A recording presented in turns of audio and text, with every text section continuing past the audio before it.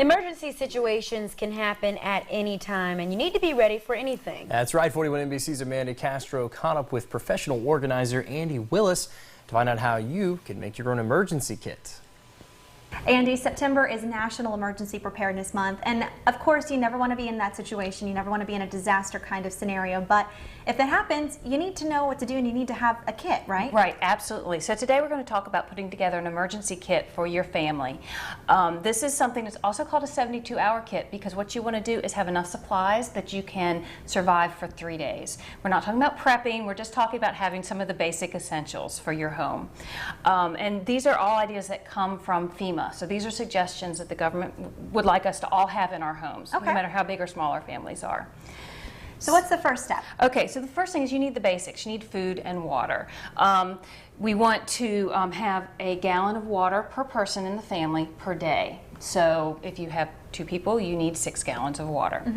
We want to have food, non-perishable food, preferably canned food or things that are packaged. Cans, peanut butter. And you just want to make sure that you check the expiration dates once a year, swap them out, go ahead and eat them and then put new stuff in, and make sure you have an old-fashioned can opener. Oh, what is this thing?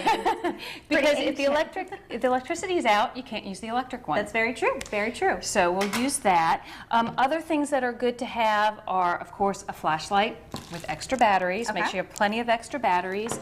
A weather radio so you can keep up to date with what's going on, because face it, your cell phone will die eventually. Ah, the horror. I know. We want to have a first aid kit in case anybody gets injured. Of course. A whistle is good to have, because if you need to attract attention, if something happened in your house and nobody knew you were there, you could blow your whistle. And then a wrench is a good thing to have. Really? Why a wrench?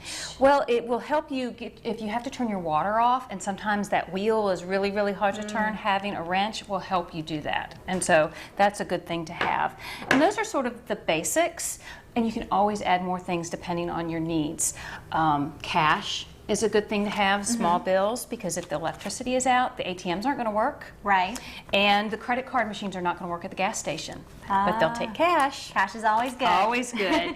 If you have a medical issue that you need medication, having extra medication is always good. And again, make sure you switch that out every so often, because that will expire as well. And having paperwork, like your home insurance policy, health insurance cards, copies of all that important paperwork so you can take it with you if you need to, is a really good thing. And one other important thing is making sure you have the box. It's something that obviously you want to store in your home, but you want to be able to take with you, right? Absolutely. So the idea for this is you can either shelter in place for 3 days, or you can take it with you if you have to evacuate. So having a tub like this that you can pick up, throw in your car and go is really, really handy. And of course, as I was saying, you never want to be in this situation. You never want to be in an emergency situation, but you also don't want to be in the situation where you don't have this kit. Right. And if you don't have a kit yet, try to start. Just do a little bit at a time, 1 or 2 things at the grocery store every week or so. And if you go to the website ready.gov, they have a nice list that can help you get started.